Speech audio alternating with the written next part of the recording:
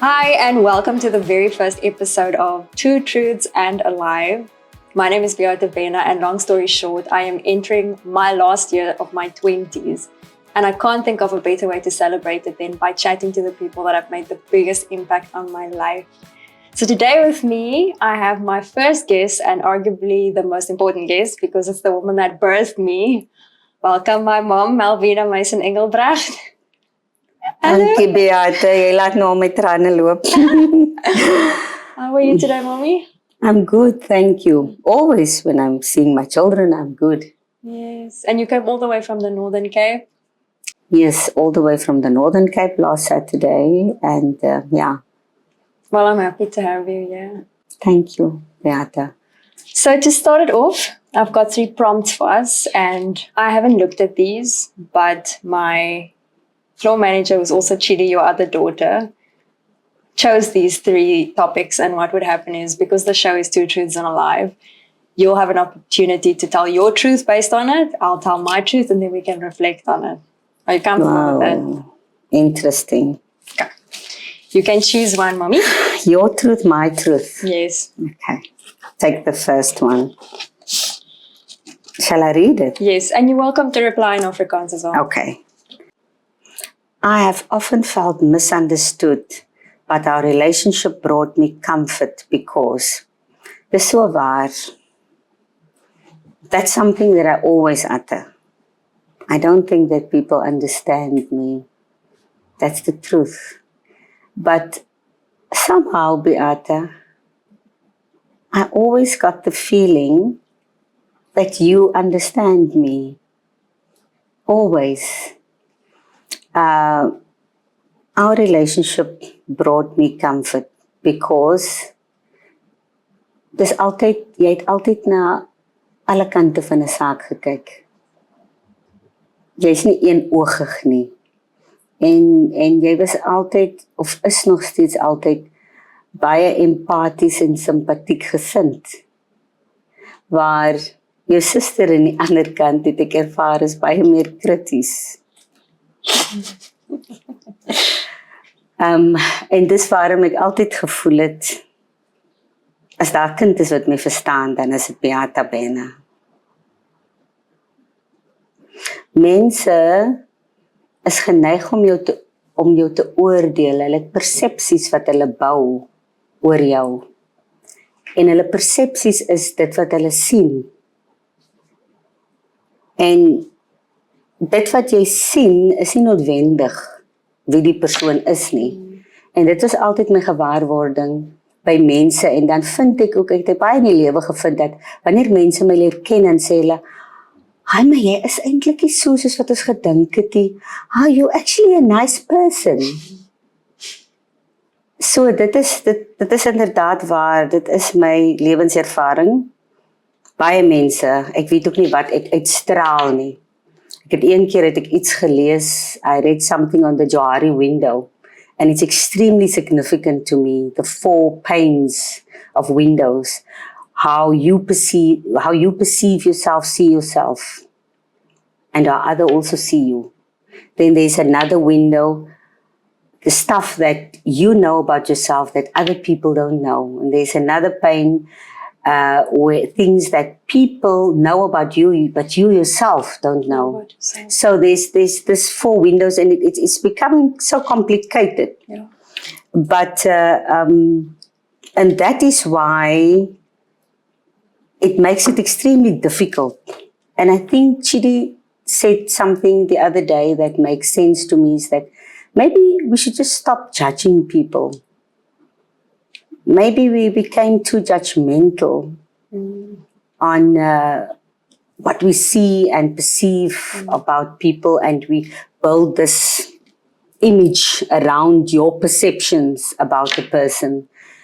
And eventually when you get to know the person, you might be pleasantly surprised that the person is the opposite of that. You see these things and you hear, what people say. And although I'm a strong person, somehow it gets stuck somewhere.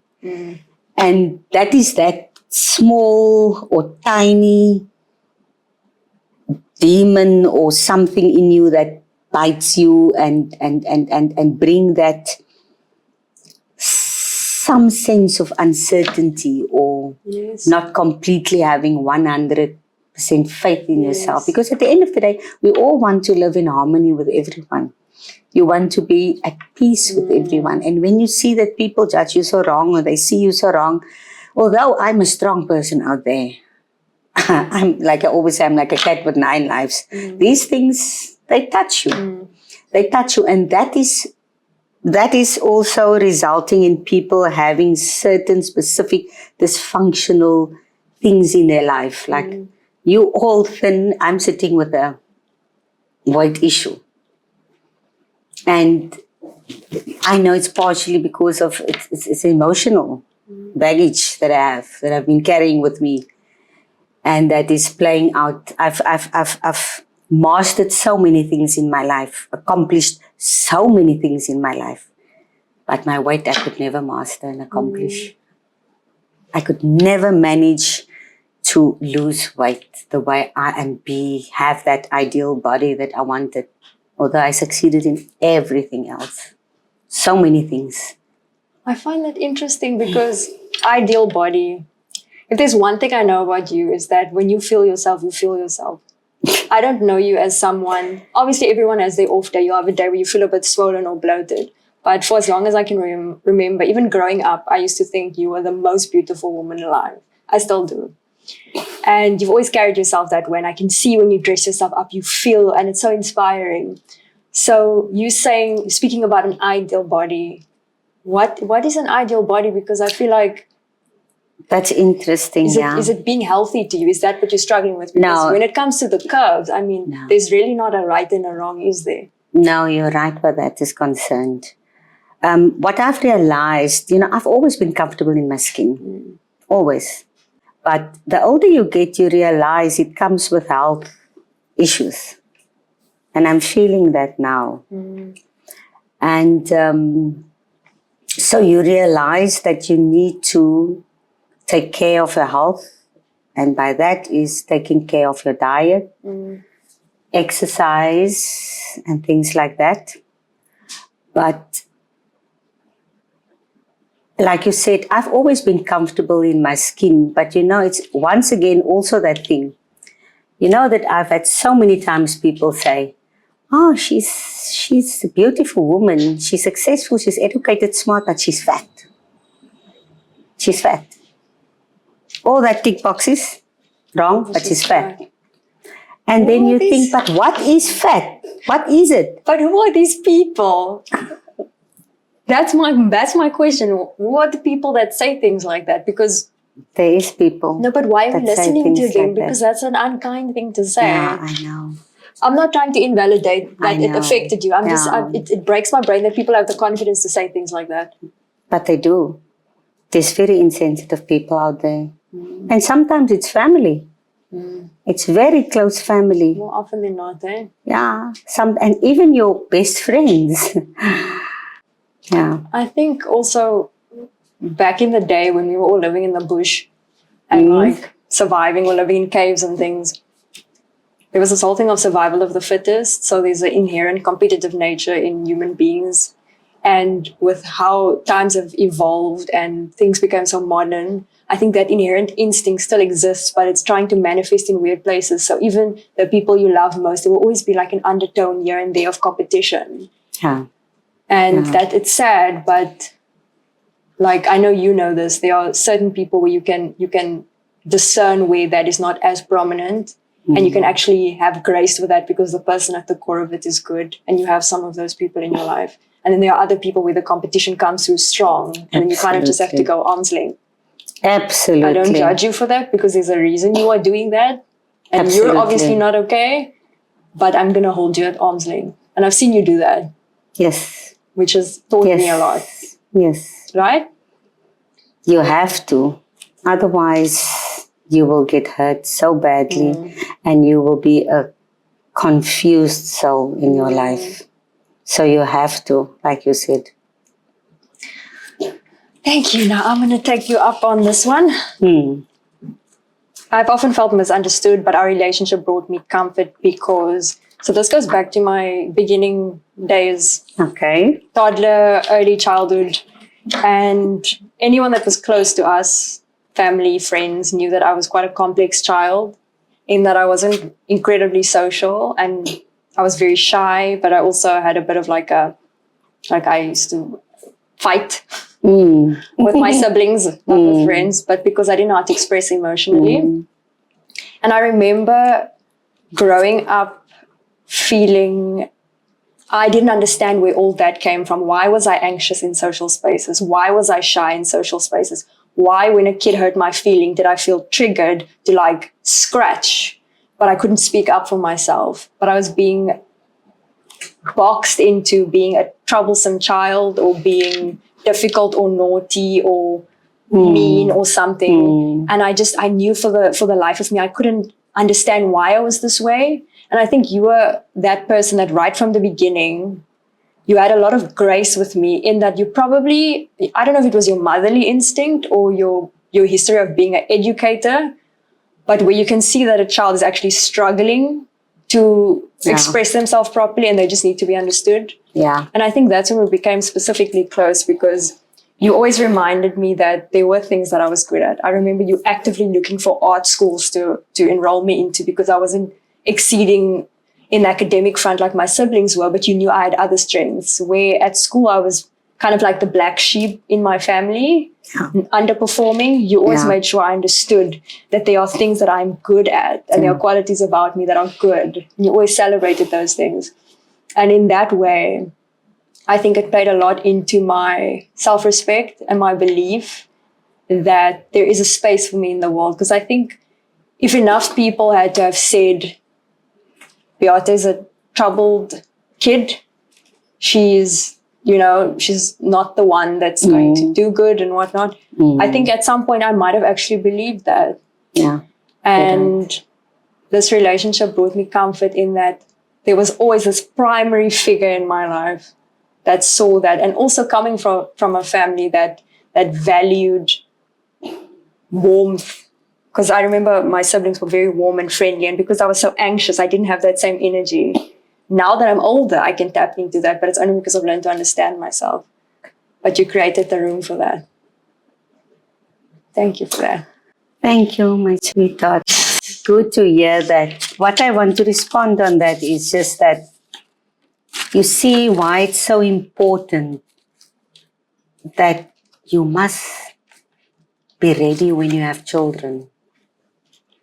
Because you need to understand what parenthood is. It's not an easy job. And you as a parent, especially the mother, you need to read up. You need to become aware so that you can be the best mother for your child. You were 4 children with completely different personalities, characters. I made one mistake. I dressed you and your sister the exact same. I'm still thinking many days, how could I have done that? But and my mother did that. My mother did that with us. So there's so many things that I had to unlearn. When I became a mother, I made a lot of mistakes. I actually told Chidi the other day, how did you feel when I did all this to you? That was not right because, you try to instill your ways of doing things where you need to get to know your child, understand their personality, their character, and then molding into that. So I made quite a few mistakes, but with you, I became very protective over you, Beáta, because... Did you see I was a bit spicy? No, you know what? Especially in our colored community, I don't want to make it a racial thing, but for us, it looks as if you're fair, if you've got nice hair, sharp nose, then you're beautiful. If you don't have that, then you're not.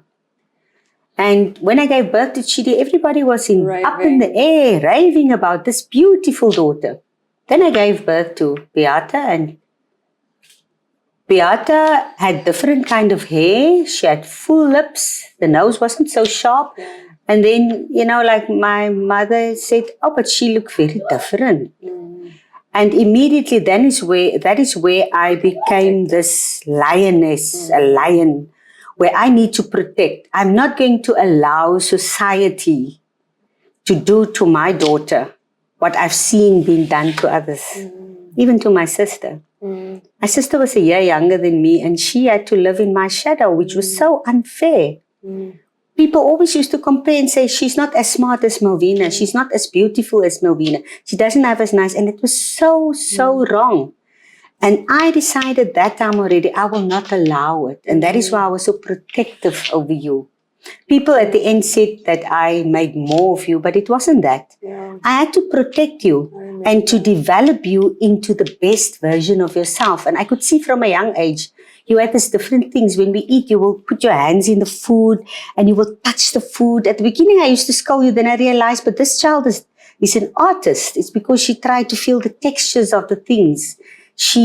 When you first started wearing, I took you off your kimbi and you were wearing the panty, you were like constantly looking down and touching because you couldn't. And I realized this child is an artist. She experienced things differently. So you have to allow her in that. Yeah, I made also many mistakes. And I think my biggest challenge was with your sister Chidi. Chidi is an empath. She's a totally different breed, which is totally the opposite of me. And I think I must have heard her a lot, or there must have been a lot of confusion with regards to me as a mother, because I had a total wrong approach with her in raising her. And I cannot stop apologizing to her and say, sorry, I didn't know. And that's why I just want to say to all the parents out there, before you decide to get a child, you have to know what it is to be a mother. You have to read. You have to become aware. And the best of it all is you have to know yourself. You can't have a child if you don't know yourself, who you really are. That is the mistake of us, the previous generation. We were never allowed to just be and to develop ourselves in the person that we want to be. We were raised by our parents, and you do as your parents say. You eat what they eat. You don't eat what they don't eat. You have to do, and that is also the reason, that is how I got into the marriage with your father. But that same idea of what a marriage should be like. My idea of a marriage was the way my parents were. And I went into the marriage with that idea, and when I didn't get that, I said, no, this is not a marriage. And I left. So we as mothers, there's a huge responsibility. We need to find ourselves first, who you are. I only found myself really my early 40s. That's what I was about to ask, because you spoke about feeling ready before you have a child. And I was like, do you feel like you were ready? Because technically speaking, when you were my age, where were you? Didn't you have 4 children already? Yes. When I was your age, I had 4 children. And you already. were married? And I was married. So that's 4 children. That is something I can't stress this enough to you, especially women, because you are the child bearers. You are the ones that bring in the new generation, our future leaders. Do not think about marriage or having a baby if you don't know yourself. That should be your first priority. Get to know yourself. You should be, when I got married, even after my 4 children, direct after them, I didn't know her. I couldn't stand up and say, I'm Melvina, I'm an introvert, I like this, I like that. You're an introvert. No, and I'm just making an example. Yeah, no? I couldn't say any of those things because I didn't really know myself. And the thing is, when you don't know yourself and you get involved in a relationship and marriage, you become like a chameleon. You know, if the man that you marry likes soccer, you all of a sudden love soccer. If the next one likes table tennis, you all of a sudden, and you are like, and you never become the real you. So I think, and that is what I also tried with you children, with my children, to find yourself. And I will always say, try to be happy. Try to do what you love. Yes. We had ideas about what we wanted you to become one day, me and your father, but we realized it's your life. if that is what you want to do, you must do it, what makes you happy. Obviously, I would have wanted you to be a gynecologist or a doctor or someone that earns a lot of money that can have a How good do you know I life. don't earn a lot of money? Huh? I could be hiding it from you. Yeah, but that is also the other thing about, perceptions. We grew up with the idea that artists don't make money, so you want them to be in a job where they can have stable income and things like that. You knew that, but you guys never pressured me. No. Ever. Because we realize that you need to find yourself and do what pleases you. And it's so interesting the thing you spoke about, the way people treated me as a kid, because I distinctly remember that. And Chidi, who we keep speaking about, was actually my sister, older sister. She spoke to me once about being an unreliable narrator of your own life story, because you see yourself through a certain lens that is influenced by certain things. So for the longest time, my narrator is still associating my identity with that kid that used to walk into a room with my siblings and outright in my face be called the black sheep, or constantly people telling you how beautiful or talented my siblings are and kind of just not wanting anything to do with me. So it took me some time to get out of that. And it's awesome that you saw that and you invested so much. But I also see how for the other siblings, that could have been also something that then hindered your relationship with them. Right. But I guess it came down to the better of two evils, because they already had so much going for them. Right? And they're still doing so well. Yeah, you are right. But I sense that at times that they feel that you are my favorite. That's because you call me your favorite. It is just, I knew you that, literally I'm not going to allow this life and society. You remember on primary school, you were always so diligent and dedicated, always did your homework and everything. She didn't really, but then she's always first and second, winner in everything, gold in everything. You tried your best, you never got that. Yeah. And you remember I 1 year told you, the teacher that will discover you, that teacher I will have respect for. And then can you remember we moved to Gordons Bay, and then all of a sudden you started popping up, and I realized you're now in an environment where there's educators that actually sees your potential. When you did your matric, you also passed with 5 A's, just like your sister. But I didn't. I could have you done also better. No, you also were a girl. You were. So you understand what I'm saying? But it's all in how people, I think if you would have been in the same setup, environment where you started off, you would have not had that achievement. That is why it's so important that you need to be in a conducive environment for you to become your best. And that's why my heart breaks for people who are in situations where they cannot reach their full potential.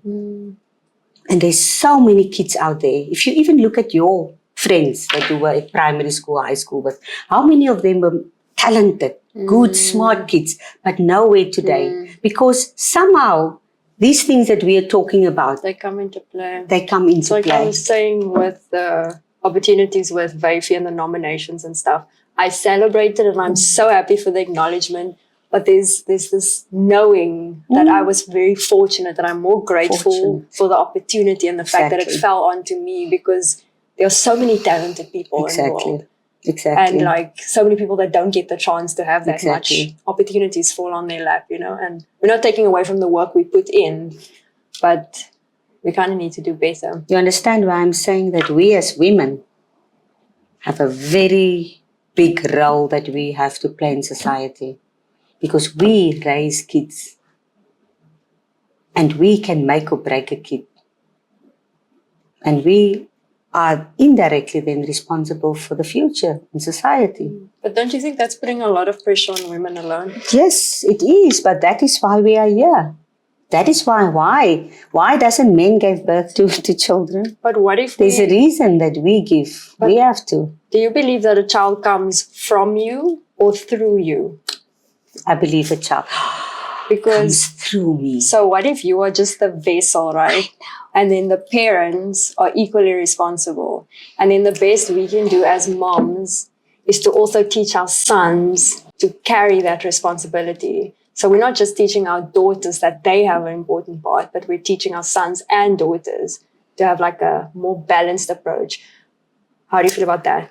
I hear what you say, but somehow I want to disagree a little. Yes, we are feminist and you get all these things about equal, but if God really wanted us to be equal, He would have made all one gender. We are mothers, we are women that nurture, that breastfeed, that give birth. Yes. So And that's we have a lot. specific role. We have a specific. definitely. The man will be there to support you, Yes. be support, but we have a role as mothers because we Absolutely. nurture that. We feed that baby. You teach that baby to eat. You are the one that's setting the house rules, when to get up and all those things. So there is a huge responsibility on us. But then on the other hand, we also have the advantage of wonderful support system in the man in your life, the father of the children, which in the modern day life it's different, but men are normally the providers then too. They assist in providing, making life comfortable for you. But I am a strong believer that we as women have a huge role to play. And where you see, you might disagree with me, Beáta, but I always say, if you want to see what type of woman you are dealing with, look at the children. You might disagree with me. I know there's people that disagree with me that say, but I did my best for my kids. I've got no control if they turn out like that. But you can pick up, I believe you can pick up a lot about a woman in her children. Yes, you do find things that results in people, children acting or behaving in specific ways. But if you go back, you will find the cause. But a mother that raises a kid respecting others, loving others, and to the best of her ability, that child will have respect for others.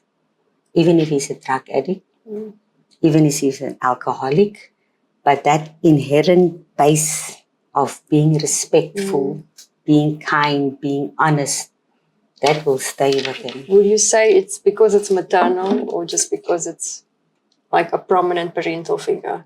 Because could that count for a kid that's raised by a single dad that was very present?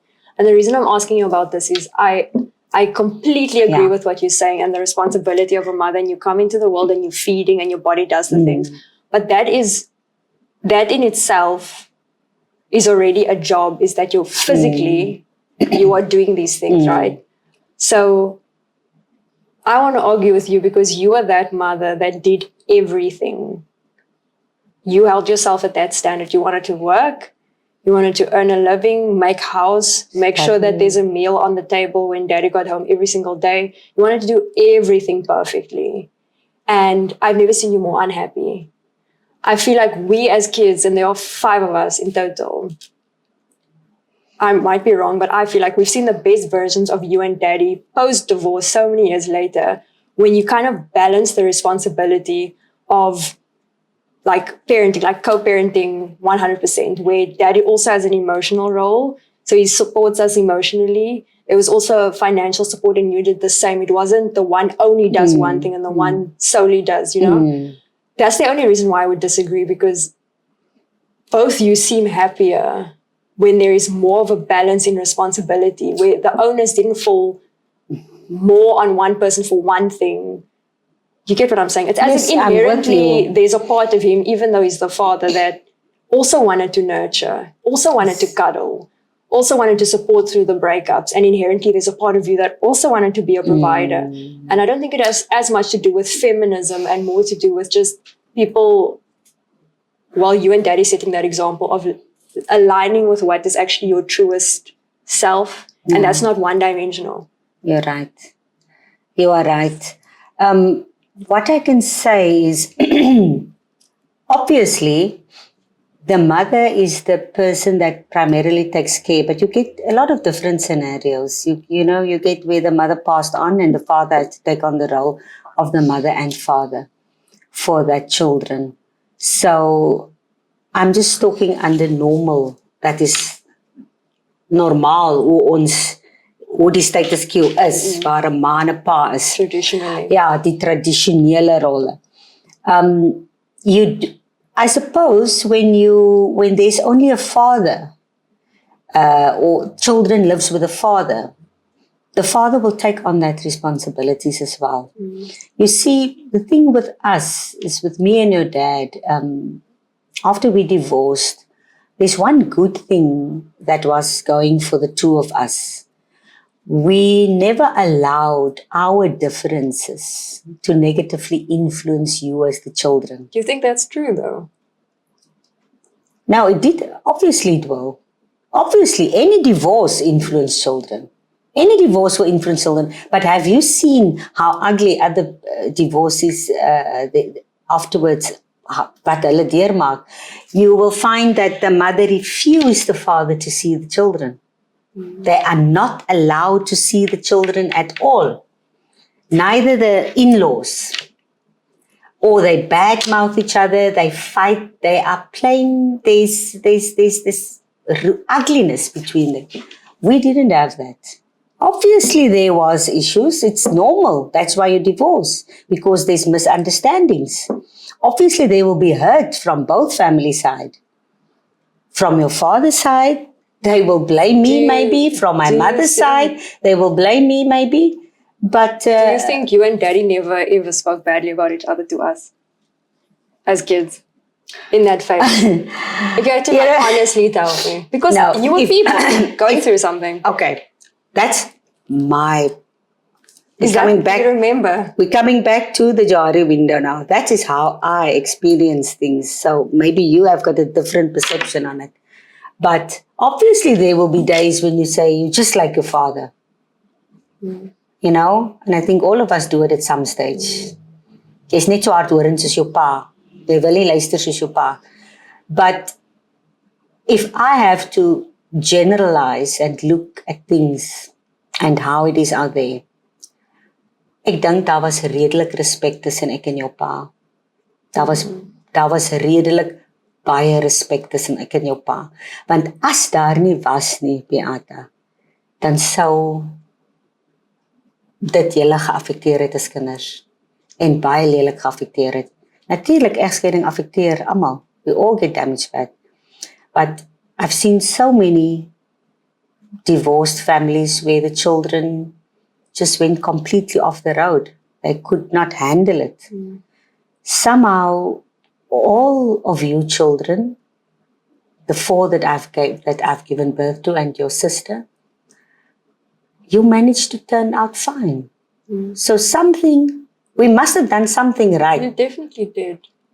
There's no dispute. While we divorced, we must have done something right. I think the something right that you did came before. Because I do think you both went through your natural process of grieving and anger and heartbreak afterwards. But the foundation was so solid leading up to that. And then when you guys picked yourself up, that we knew deep down inside who our parents really were. And I think that's important to acknowledge. Because I think in each of us, it affected us differently, made us stronger. But we also have so much respect for how hard you guys fought to get out of that place and to be where you are now. You know? And it's so important to share that, because when you can get over things like that, you can actually inspire other people going through the same thing, that it's not only the parents are going to separate and then things are going to be wonderful and they're just going to communicate so well, because what happens to the kids then? They do sit in the situation where their parents hate each other. Ek kan onthou op 2 gevalle, dit was op laerskool en hoërskool. Op laerskool het een van jou juffrouens in Gordons Bay vir my gesê, sy kan nie glo dat julle kom uit 'n geskeide gesin nie, want julle is so gebalanseerd. Op hoërskool het 'n juffrou dit ook vir my gesê en gevra, maar nou, hoe kry ons dit reg? Dat julle so gebalanseerd is en julle presteer, julle gaan goed aan en julle is gelukkig, ongeag die feit. Maar een ding wat ek toe ook gesê het is dat ek en die pa het 'n goeie verhouding en die families is betrokke. Die families is betrokke. Jou pa se familie was betrokke in julle lewe en my ma. Jou ma se familie was betrokke in julle lewe. So julle het redelik gebalanseerd groot gemaak en dit is ook 'n les wat ons moet leer dat alhoewel dinge nie werk tussen 'n man en 'n vrou nie, beteken dit nie ons moet groter wees en dink aan die kinders. Do you want to go on to the next one? Throughout my life, I really struggled with, and this caused me to.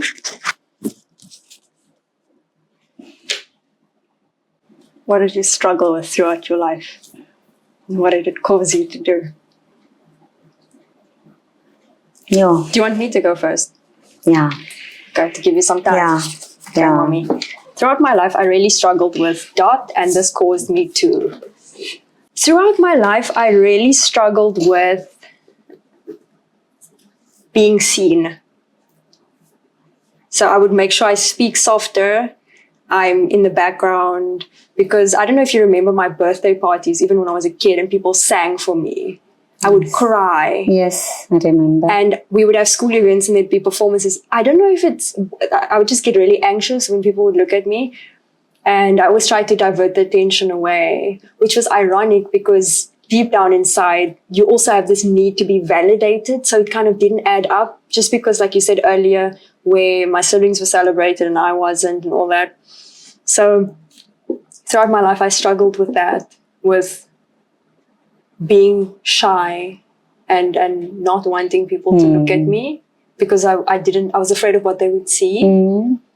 And this caused me to dig deep at a very young age and really find out who I am. And I'm so grateful for that because now I am only in my 20s, but I feel so free from the need to be validated externally. And it only comes from the fact that I had that struggle to begin with and that I had to dig so deep to know who I was, Yeah. Yes. Your turn.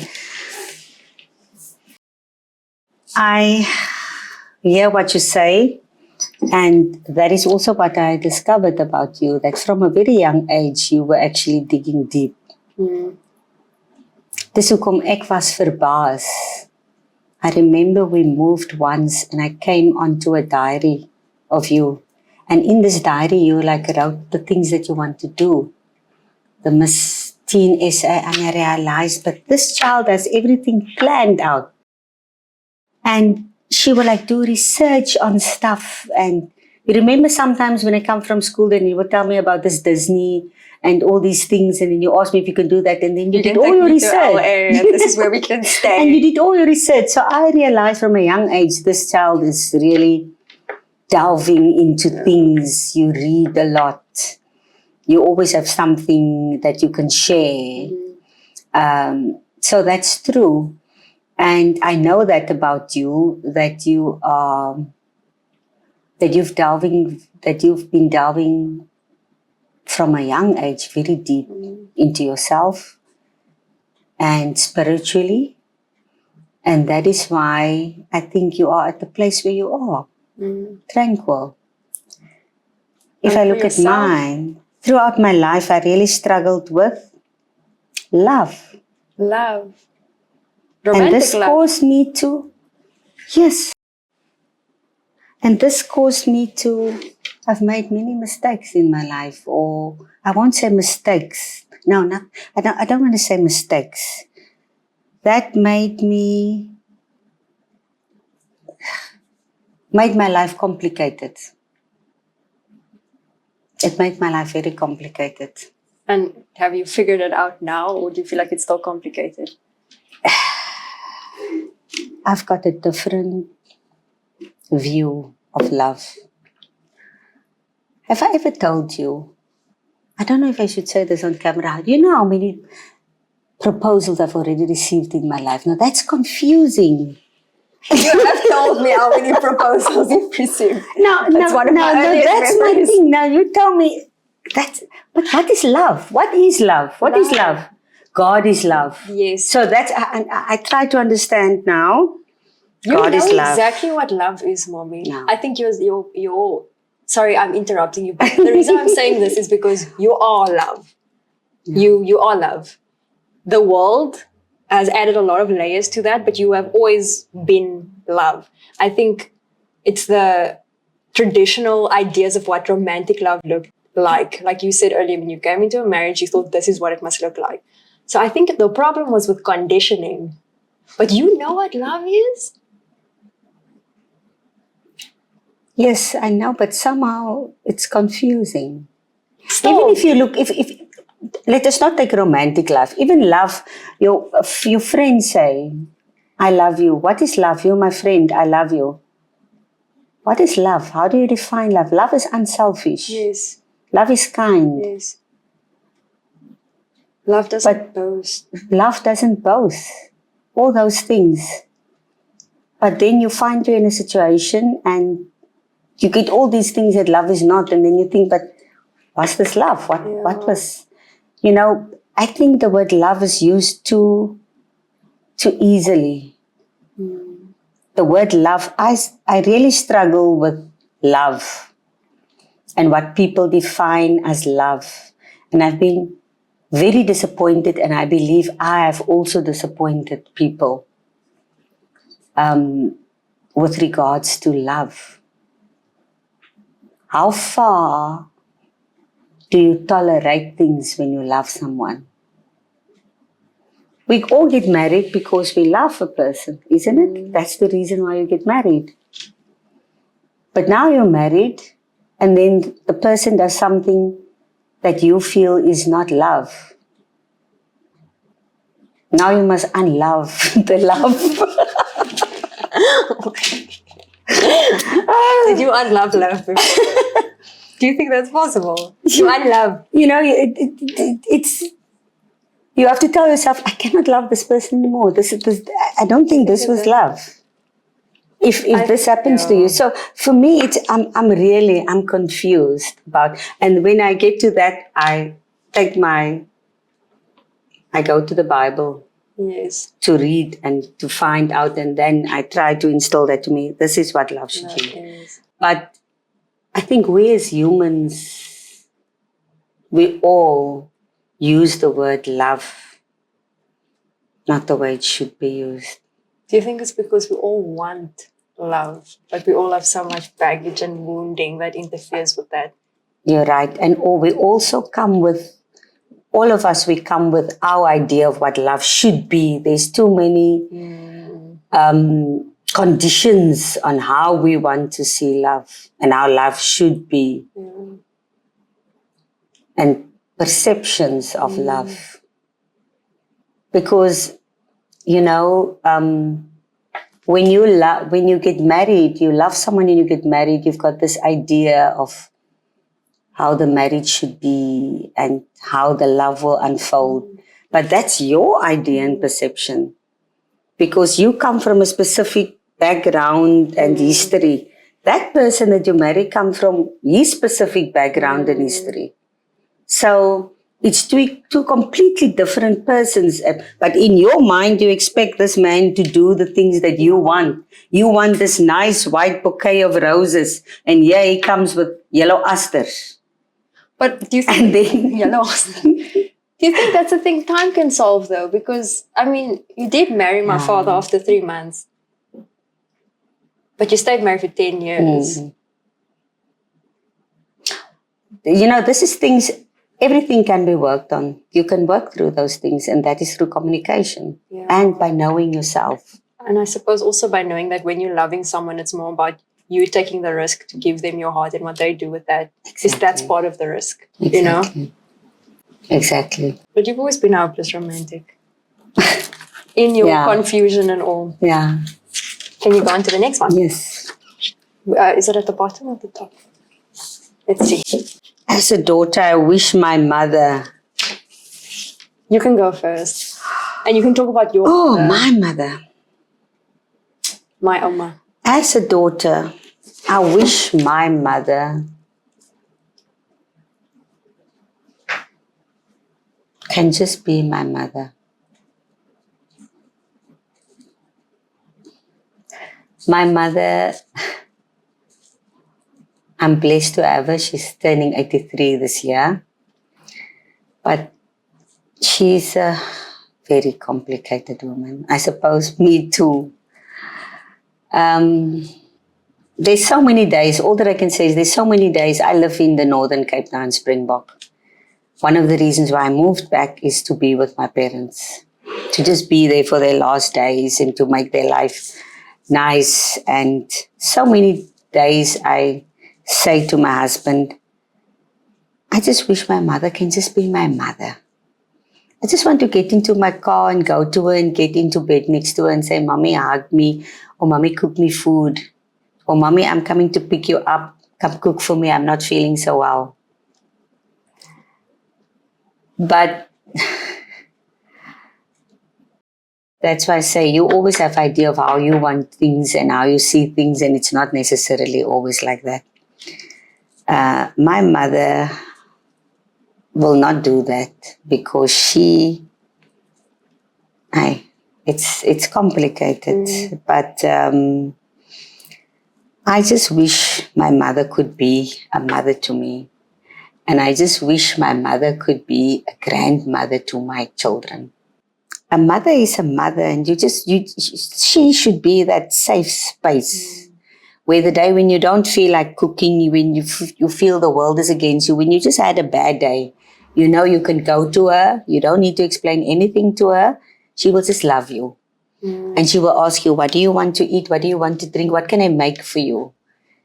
That is a mother.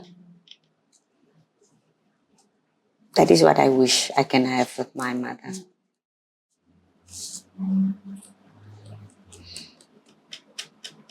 Yeah.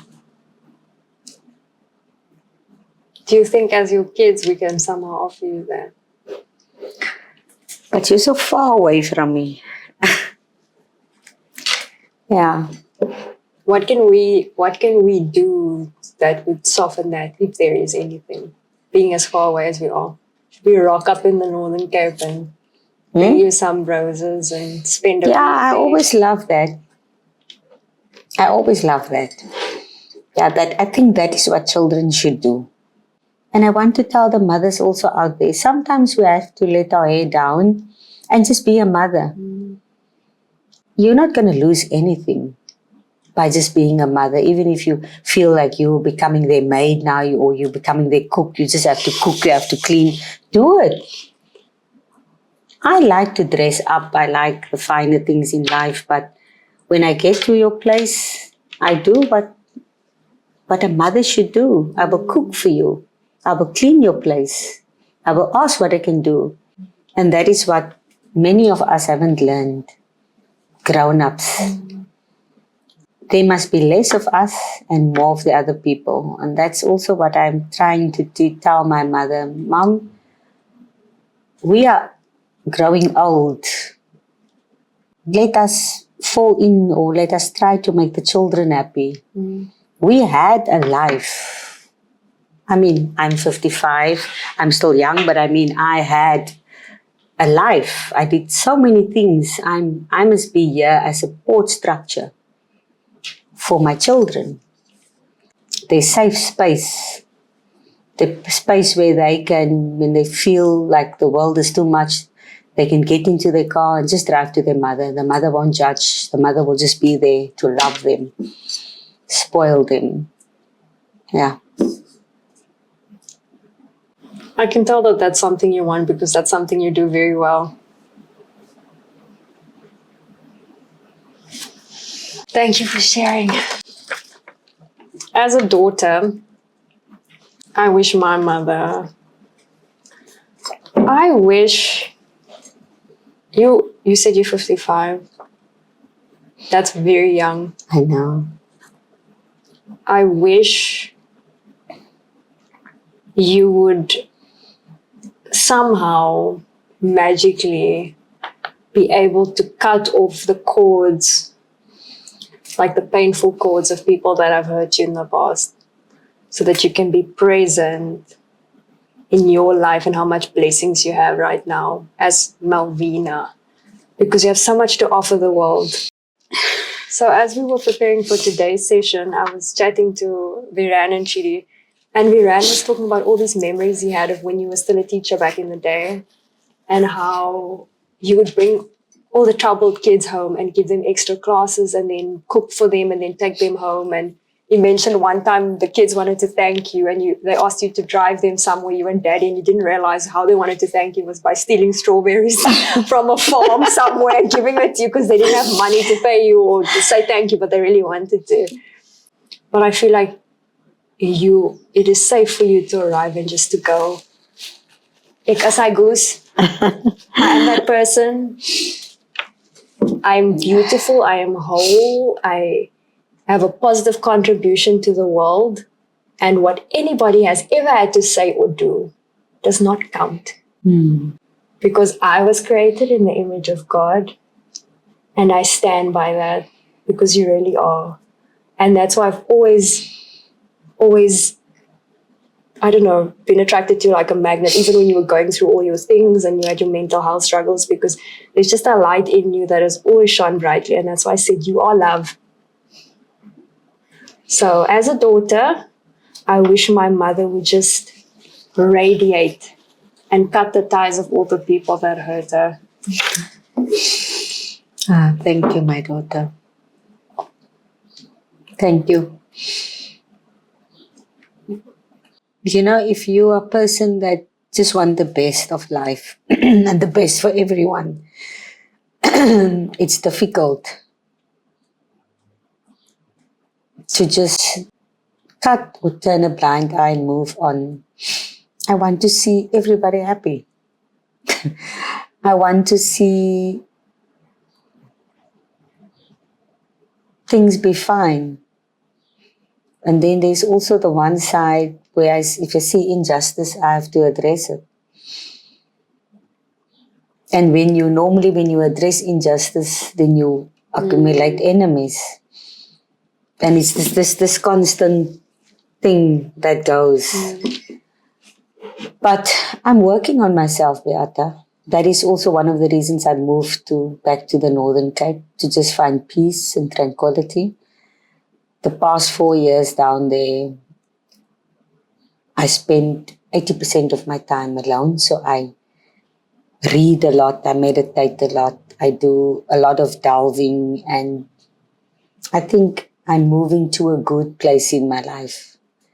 And one thing about myself that I realize and that I will never be able to change is that I'm sort of an empath. So I will always feel things intensely. And I will suffer at times, but then I will also get up and move. But I want you, as my children, to also know that you don't need to worry.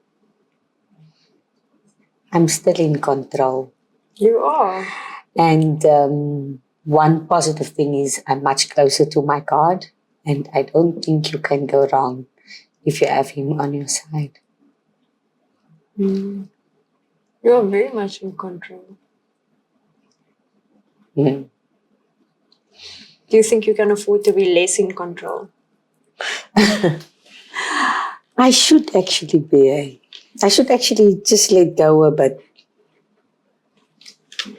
and chill, relax. I should. You and me both. But that's something to do with being perfectionistic, eh? That's the streak that we have. But I'm working on it, and it's actually coming. I'm working on it. I'm working on it, and it's coming. Yeah. Because the older you get, you realize how important quality of life is, and your psyche is, your emotional health, and yeah. And now is also the stage where you realize you need to prolong your life, and to be able to prolong your life, you need to look at your health and your psyche. That's the only things that will, and physical activity that will prolong your life. From after 50, you have to look after your body and not your body after you. And I still want to see my grandchildren. I don't know what to say to that. I would love to give you grandchildren. But you do have like a whole team of kids that can give you grandchildren. Yes. Thank you so much for being honest and sharing, Mommy. And I've learned from both you and Daddy, you can teach an old dog new tricks. I'm not saying I'm an old dog, but there's always room for growth and pushing yourself just so that you can find inner peace and you can heal past wounds and just be a better contribution to society. And I can't think of a better way to do that than by reflecting on the good and bad experiences of my past and taking out the lessons.